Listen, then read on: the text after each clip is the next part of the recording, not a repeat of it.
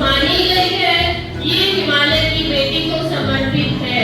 इस दिन माँ को घी का हलवा और रबड़ी का भोग लगाया जाता है। माँ शैलपुत्री, तो मैं आपको नमन करती हूँ। द्वितीय माता है हमारी माँ ब्रह्मचारिणी।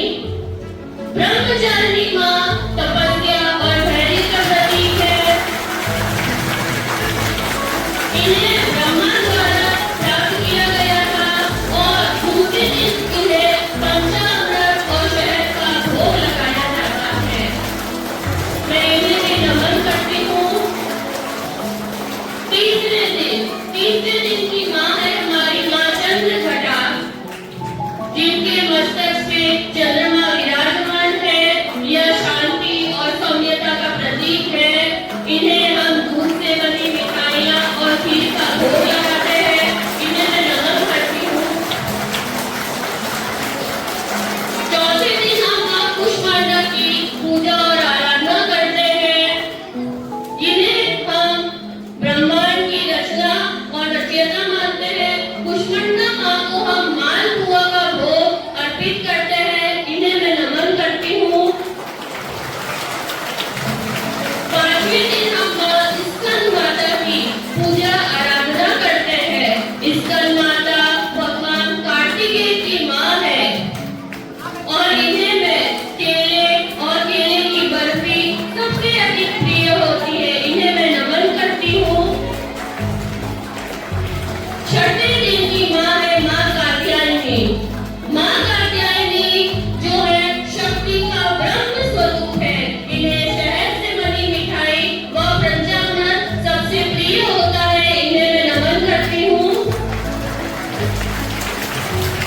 सातवें दिन की माँ है माँ कालरात्रि, जो कि अंधकार का नाश करती है।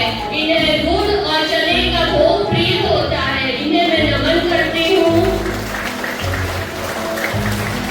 आठवां दिन जो है महागौरी का। महागौरी ज्ञान और पवित्रता का प्रतीक है। इन्हें नारियल की बर्फी और लड्डू का भोग लगाया जाता है। इन्हें मैं नमन करती हूँ।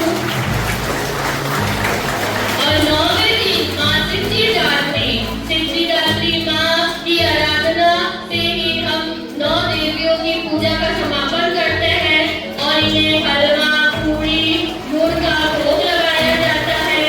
इस प्रकार ये सभी देवियाँ हमें सिद्धि की प्राप्ति करती हैं। और नौ दुर्गा माँ की ये 9 देवियों की स्तुति करने के लिए हम एक श्लोक का उच्चारण करेंगे। या देवी सर्वभूतेषु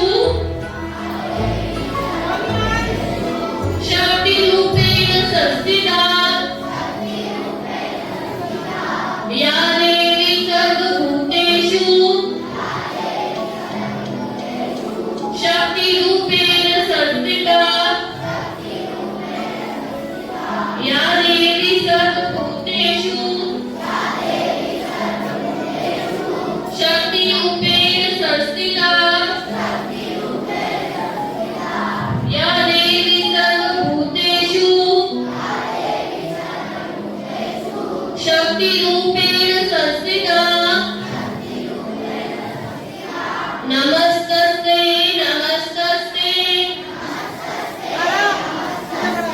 नमस्तस्ते नमो नमः।